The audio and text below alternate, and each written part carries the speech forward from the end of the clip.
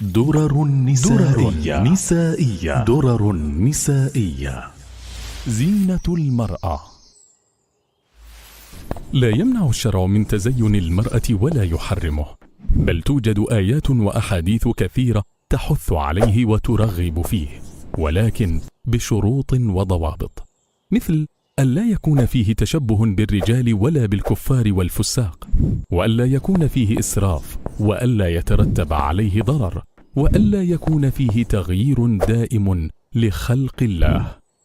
ومن الصور المباحة في زينة المرأة الاكتحال، وتشقير الحاجبين، وصبغ الشعر، واستخدام مساحيق تجميل الوجه، واستخدام العدسات اللاصقة الملونة، وتبييض الأسنان لإزالة عيب الاصفرار، ووضع المناكير على الأظفار مع ضرورة إزالته أثناء الوضوء، وغيرها من صور التجمل، وذلك بعد مراعاة الضوابط الشرعية المذكورة، وأن تستر وجهها عن الرجال الأجانب.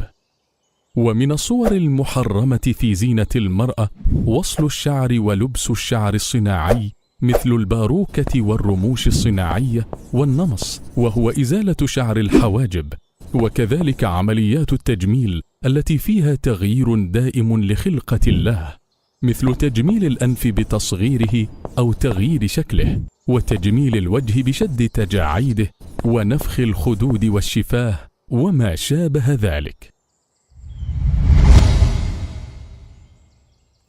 مؤسسة الدرر السنية.